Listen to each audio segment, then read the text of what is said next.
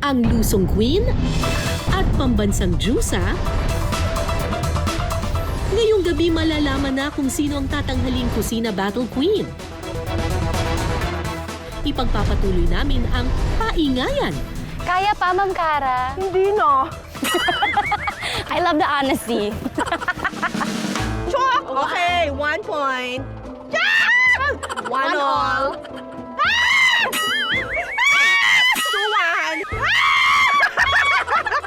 Ay, 2 all. Para ho akong Panginoong may lupa dito. Miss Cara, marami pong naiiwan. Tira ko yan sa'yo. Napakabuti ng kanyang puso, mga kapuso. Tinitirhan daw po ako ni Miss Cara ng mga i-harvest ko later. Ay, Diyos ko! Isa na naman ho ang kamote driver ang namataas. Sino raw? Este, palakasan pala ha. Ang bilis. Ganun talaga, kabilis. Ho! Ho! Hindi po dyan. O mabilis magtrabaho si Paloma. Pabilisan at diskarte sa bawat hamon. Teka, mali eh! Sabi niya! Pwede na to, Paloma. Ikaw masusunod. Ngayong araw, ikaw ang boss. Silent cooking. At syempre, ang aming galing sa pagluluto. Kasi ang bilis maano kasi nung kawali. Nakakatakot eh. Naging ASMR na lang po siya, mga kapuso. Magkakaalaman na kung sino ang kokoronahang Kusina Battle Queen Lakambukid Edition. Noong nakaraang linggo, 3 hamon ang aming pinaglabanan. Akin ang unang punto sa Camaro Challenge. 22 po, ma'am. Yes! May ulam na tayo! Tabla naman kami sa pagpapastol ng kambing. Makain kayo nito, di ba? Mga babies. Kaya naman may tig-isa kaming puntos. Huwag kayo dyan! Mali yan! Wrong way! Wrong way! Nakakalamang tayo kay Joy ng 1 point. Pero hindi raw siya magpapatalo sa Kamote Harvest Challenge. Lalo pat 2 points ang makukuha sa round na ito. Ang strategy ko, lagyan ng lupa para bumigat. Joke. Baka hindi ko na tumabuhat. Alam ko na ang strategy ni Miss Cara. So alam ko na rin kung anong sako ang kukunin ko mamaya. Humanda ang unang sako ni Miss Cara. First time ko po mag-harvest ng kamote, pero madalas ko ako makakita ng kamote. Ay, may bulate! May bulate, mga kapuso. Ito po. Miss Cara, kitang-kita ko po. Wala dito sa angulo na ito. Mga kapuso, kitang-kita po natin. Miss Cara David. Tinutulungan ko lang si Joy. Sinusubok ang consent. Para napuno ko ito. Okay. Okay na po. Ina-drive ko na ako. Hindi ako marunong mag-drive. Pagkatapos naming mag-ani at magbuhat ng kamote, hahakutin naman namin ang mga ito gamit ang tractor. 5 minutes to. Ayun, 5 minutes. Kailangan kong panoorin to kasi hindi ako marunong mag-drive. Ang alam ko lang pong i-drive ay e-bike. Saan paano nag-start? Tractor driver daw ang peg ha, hindi kamote driver.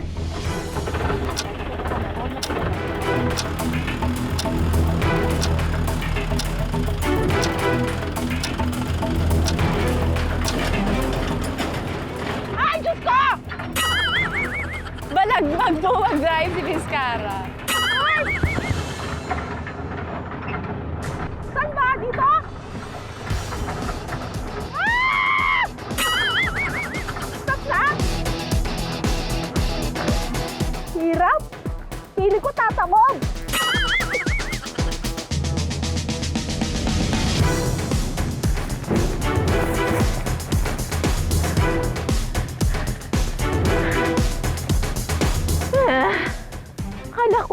Akala ko tapos na.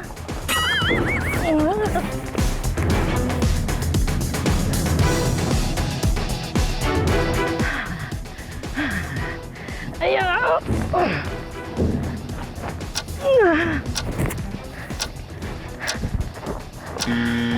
Pagdadrive ng tractor, mission accomplished. Okay.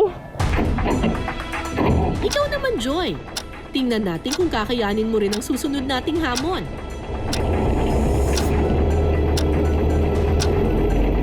Isa na naman ho ang kamote driver ang namataas.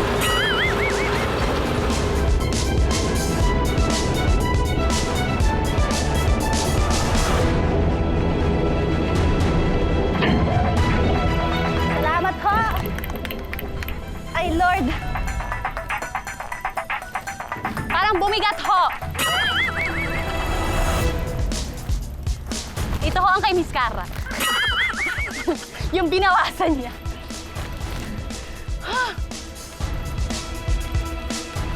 Yeah.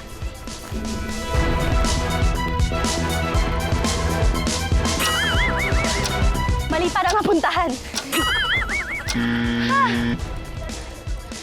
Mga kapuso, simula ngayon, bumili ho kayo sa mga magsasaka. Bago sa middleman. Nakakapagod ho magsaka, mag-ani. Tapos magkano lang kinikita nila? Hindi makatarungan. Grabe. Ito na ang moment of truth. Oras na para alamin kung sino ang mas maraming naaning kamote. Pero wait! Munti ko nang malimutan. May pinasarap power nga pala itong si Joy. Pinasarap. Mayroon kang power na mag-switch ng isang sako mula sa kalaban pagkatapos ng challenge. Ay, ito ho yung nakalupaypay. Yung walang laman. Para ho sa mga viewers, si Miss Cara din po ang gumawa nito sa sarili niya. Miss Cara, kitang-kita ko po. Wala dito sa anggulo na.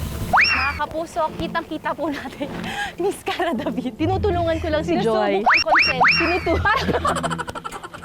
Para napulo ko ito. Inaalay ko na ho ito. Okay. Pantay-pantay naman yan. Okay po. I stand firm. Gusto ko po, iyon. O kuya, bigatan mo konti. Joke. Mas mabigat ka sa rito? Perfect! I got it! Okay. 13 kilos. Bakit nilalabas na gano'n, kuya? Pangkalso daw po. Pangkalso. Kasi kapag hindi siya pantay, hindi siya mag-aano. Talaga? Ako po, kakalsuhan ko po. Mandaraya, magnanakaw. Mamili na ho kayo. 13 din. Wow, what a lucky Ayun. number. Ito po, 13 Yes. din. Ito po, 13 din po ata to. 13 pieces. 13 pieces. Ano yun? 5 kilo. Pinaghirapan ko ho yan. 13 kilos. 13 kilos lang yung kaya natin talaga buhatin, ano? Ang hirap. O yan po yung kinuha ko sa inyo. Oo, yan nga yung kinuha mo sa akin. Dagdagan nyo naman. Wala bang A for effort? Wow! 17 kilos!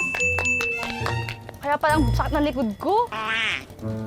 And another 13 kilos! Yes! Ito pa ang pinakamalungkot na yes ni Ma'am Cara. Congrats, Jusa! Sa'yo ang 2 puntos. At dahil dyan, bumaliktad na ang kwento, lamang na ngayon si Joy sa score na 2-3. Siyempre, kailangan kong bumawi. Sa susunod na round, pasarapan magluto ng pinakbet ang labanan. At ang mga na-harvest naming kamote, isa sa mga bidang sangkap. Anong specialty mo? Kaldereta. Wow! So Yeah! siya! Pinakbet. Siya na pang winner. Magluluto po kami ngayon ng pinakbet. Yaman din lang na nag-harvest kami ng kamote. Tama.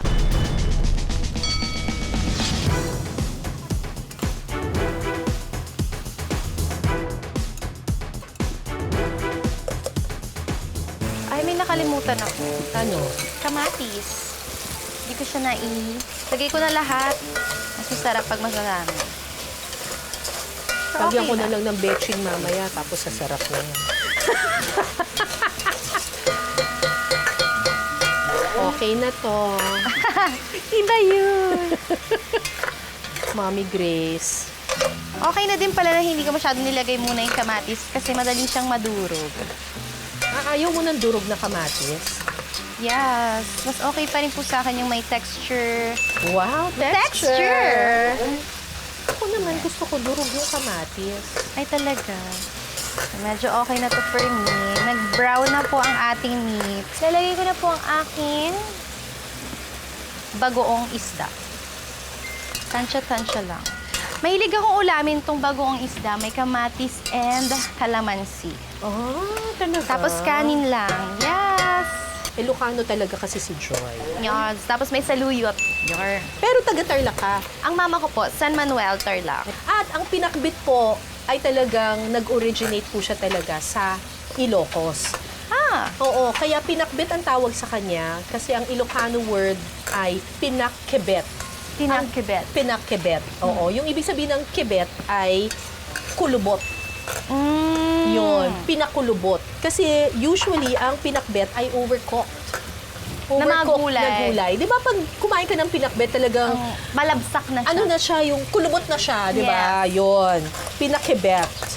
Pinakibets. Oo. Pero yung mga Kapampangan kapag nagluto ng pinakbet, ayaw naman namin yung masyadong kulubot na kulubot. Gusto namin yung medyo may crunch pa ng konti, Yes. ganyan. Tapos hindi rin kami gumagamit ng bagong isda. Ang madalas namin gamitin, bagong alamang.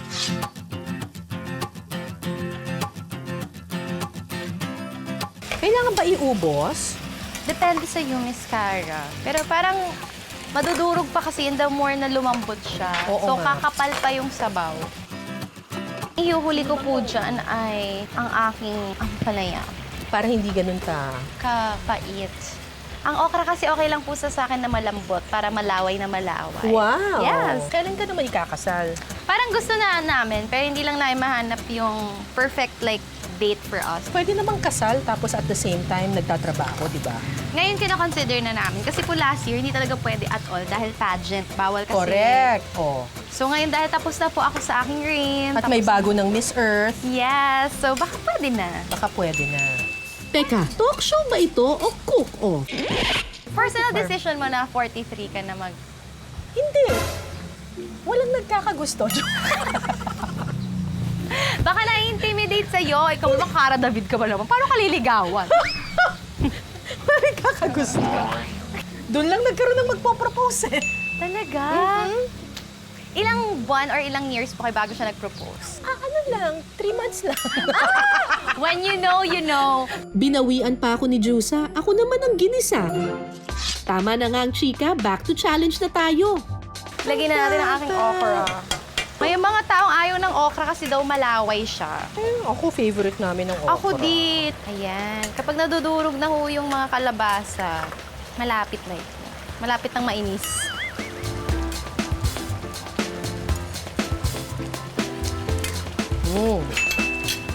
Finish or not finish, pass your papers.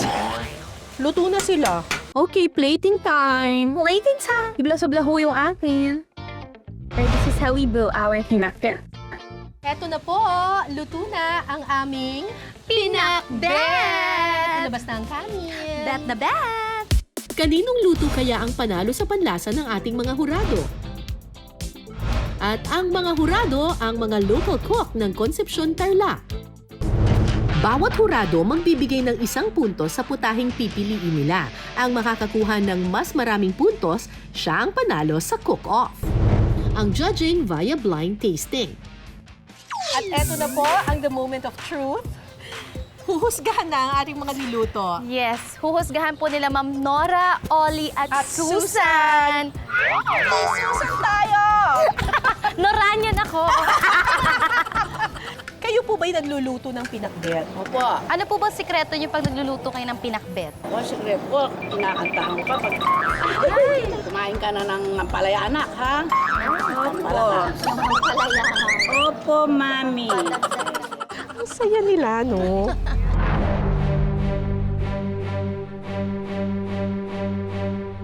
Yung kamote kainin ninyo. Kamusta ho ang pakbet, pinakbet? Ano pong masasabi niyo? Anything to improve? Hindi ko alam kung bakit. Kasi pag ako yung nagluluto ng pinakbet, hindi nalalasaan na mapait yung ang palaya. Ay, ano? Parang iba yung procedure na ginawa. Ano po ba Kasi procedure masyadong mo? mapait. Mapait po sa panlasa ko, no? Oo, Ito, mapait. Tsaka mapait. medyo may konting alat. Okay lang po, kasi Hindi kayo napaitan. hindi naman. Sakto lang po, ma'am. Sakto, sakto. Yung mait sa akin. Sakto lang Sakto lang. sa'yo.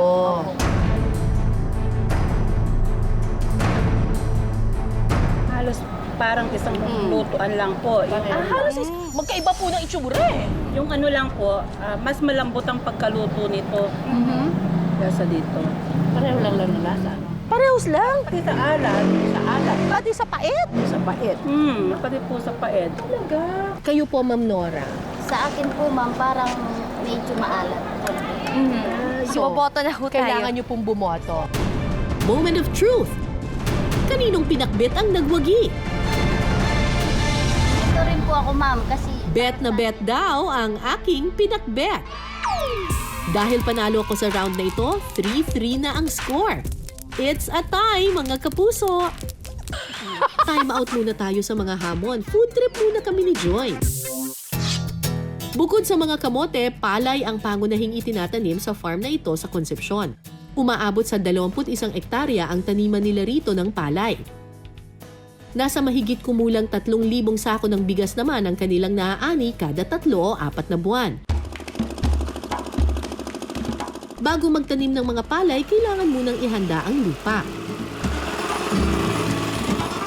Ang next challenge po sa amin ngayon, kasi na-prep na namin yung lupa, nahuli na rin namin yung mga kamaro, pwede nang magtanim. Yes, Pero kailangan mag-araro daw muna eh. tama. At para sa ating pag-aaral, meron tayong mga best friend na makakasama.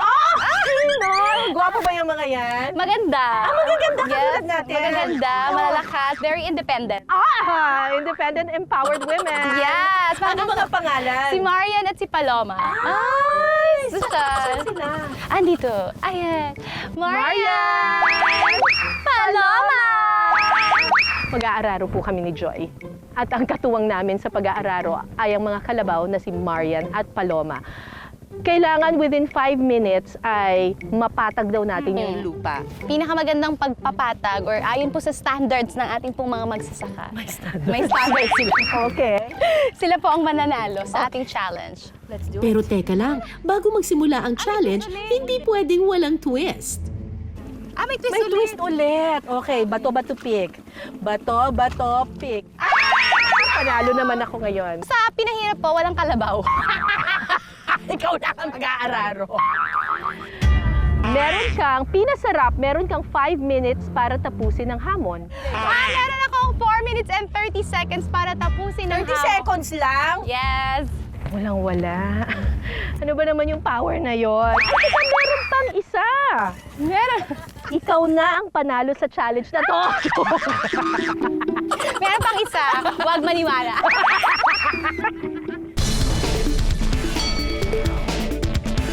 So, hahawakan ko po to. Tapos, ay, ano? Nainitan na siya. Naliligo na. O, game na raw. Okay po. Wala. Paloma. Ang bilis. Ganun talaga, kabilis. Mabilis magtrabaho si Paloma. Diretso lang, Paloma. Huwag kang lumayo. Ay! Ay! Ako ang inaaro-aro. Ako ang inaaro ni Paloma. Ano ba? Ano ba naman? Huwag masyado mabilis, Marian. Mukhang good girl si Paloma, hindi man lang pinahirapan si Joy. You're a good girl, Paloma. Pwede ba huwag masyado mabilis? Ho! Teka, dito, kaliwa. Habang si Maria naman, parang wala sa mood. Kaliwa. Ha! Sige, diretso. Diretso, Paloma. Hoy, wait lang, dito. Hoy, dito. Ha? Hila. Ano, hihilahin ko siya or ito? Teka, mali eh! Tabi nga! Hoy, hindi dyan sa kabila! Hindi pantay! Hilahin yung kalabas. Tara, Paloma. Let's go. Dito, hindi pa napapatag yung gitna eh. Yan, diretso ka sa cameraman. Mali! Diretso, Paloma. Dito! Ayaw na niya magtrabaho. Time's up na kay Joy. Time na po ako. Paloma, ito na ang pagtatapos ng ating pagtatrabaho together. Maraming salamat. Thank you po. Wala. Kinunan tayo ng 30 seconds para pumantay tayo sa pagod ni Miss Cara. Pero sobrang saya kasi mabait yung aking napuntang kalabaw sa akin. Mukha namang pasado. Sir, pasado ba sa standards nyo to, sir? Pwede na daw. Pero mga kapuso, kung araw-araw ko itong ginagawa ng mga magsasaka natin, bababad sa init, tapos biglang lulusong sa tubig. Natinag po ako. Pero kung araw-araw po nila itong ginagawa, Diyos ko, i-appreciate po natin lalo ang ating mga magsasaka. Diyan sa gitna, wala pa. Kulang pa yung gitna. Yan. Okay. Yan, diretso. Bakit gusto na niya magpahinga? Ewan ko ba, paikot-ikot lang kami dito. Marian, bahala ka na. Alam mo na yung ginagawa mo. Hindi ko alam kung may naararaw ako eh. Hindi ko alam. Parang may sariling pag-iisip yung kalabaw. Gusto na niya magpahinga kanina pa eh. Marian, ba't di mo ako tinulungan? Dahil wala sa mood si Marian, ang binigay sa aking extra time makatulong kaya? Ang panalo sa round na ito, abangan mamaya. Samantala, ang mga naaning bigas sa konsepsyon, bida sa ating susunod na cook-off battle.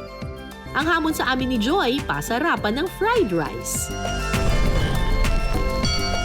Pagod na pagod kami ni Joy sa pag-aararo kanina. Totoo. Kasi, pagtatamnan nyo ng palay. Yes, dahil after daw po nilang anihin ang mga kamote, aararuhin siya, papatagin at tataniman ng palay. Na magiging Kanin! Yes. Oo, pero ito bahaw.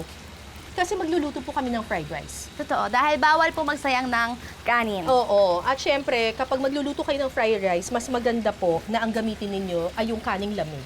Totoo. Diba?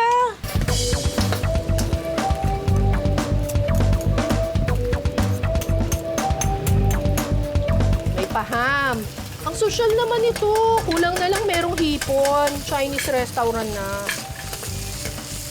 Ano to? Carrots? Sige, lagay na natin lahat yan. Ay, may pa-corn! Yes! Social! Kami po pag nagpa-fried rice kami sa bahay, itlog lang, bawang. Eh, yung green peas, kailan ito nilalagay? Kailan ito nilalagay yung green peas? Pag ang aking rule of thumb, rule of O, thumb, ano? pag nagluluto, lahat ng green sa dulo po siya. Para Pati yung garnish corn? lang. Pati yung corn? Ako, hinahalo ko na po siya sa kanin. Sama ko na itong kanin. Halu-haluin na lang natin. Tayo-tayo lang din naman ang kakain.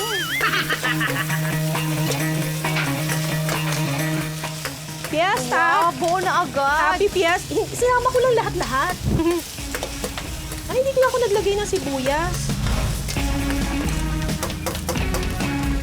Pwede po bang hindi ilagay yung green peas? Dahil hindi ho ako nag-green peas. Kung talk show ang peg namin sa unang cook-off, serious mode naman kami ngayon. Silent cooking show.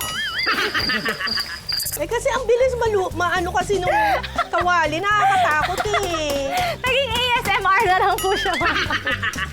Kasi ang bilis Ang hirap pa mag-chismis. Ang nakakatakot. hirap mag-chismis. Nasusunog ho siya. Nasusunog bigla. Kaya na lang po maglagay ng dialogue. Lasang kanin. Wow. Mayaman. Pang mayamang fried rice to. Tikman nga natin siya. Paano na? Kanin pa lang, ulam na.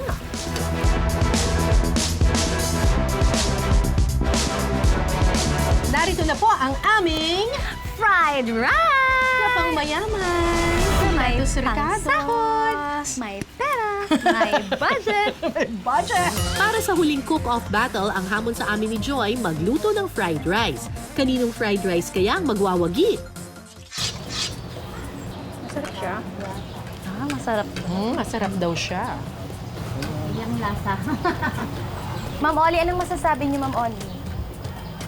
Okay, masarap yung simpla. Parang mataas ang standards ng ating mga... Kayo naman po, Ma'am Nora. Masarap din po, ma'am. Oh, wala po Wala kayong po. points for improvement. Wala po ba dapat baguhin? Baguhin. Idagdag, bawasan? Okay po yung lasa, ma'am. Okay. Sarap. Sakto yan. Sakto lang yung alat. Sakto lang. Okay. Sarap po. Masarap. Yung isa naman pong fried rice. Dito, ako lang, natatabangan konti lang. Natatabangan ng kaunti. Kayo po, Ma'am Nora. Yung lasa, parang okay na rin sa atin po. Parang okay. Parang okay na rin. Kayo po, Ma'am Susan. Sa akin, ma'am, sakto lang kasi hindi ako mahilig sa maalat. Sa sarili ko pong panlasa yun, ma'am. Opo. Pero masarap siya. So kung kayo po ang papipiliin, alin po ang mas gusto ninyong fried rice? Ako po ito. po dito. Okay. Panalo ang fried rice ko mga kapuso. Ang score, 4 points sa akin, 3 points kay Joy. Mabigat ang pagsusuyod ng lupa, pero mahalaga raw na magawa ito ng maayos para tumubo rin ng maayos ang mga itatanim na palay. At ang maghuhusga kung sino sa amin ni Joy ang may mas maayos na trabaho, ang magsasakang si Kuya Manny. Paano niyo po malalaman kung ano yung pantay at hindi pantay? Pag po wala na pong nakaano ng lupa. So kailangan walang bundok-bundok ng lupa? Ganun. Yung akin po, ayun po yan sa dulo. Yung nasa dulo po. Mabay yung kalabaw niya. Mabait daw. Mabait. Merong bulbo. Ay, may scoliosis ho kasi ako. Ikaw yung lupa. Yung kamay Ma'am Cara naman. Kahit hindi dara-diretso, patag naman yung trabaho. May bias ho kayo. Nalo ho si Miss Cara! Pagkatapos ng 6 na hamon, ang nagwagi sa Kusina Battle Lakam Bukid Edition.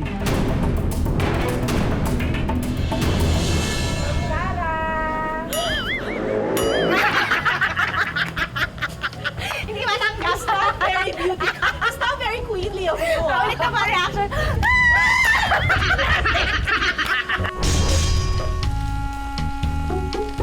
Tama ka naman. Ulit po.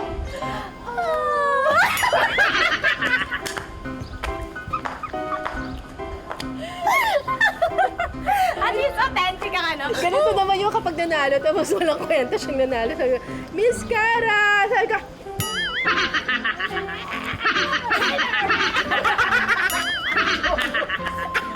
Hanggang sa susunod nating kwentuhan at salo-salo, ako po si Cara David. Ito ang Pinas Sarap. Mama ko blue. Mama mo pink.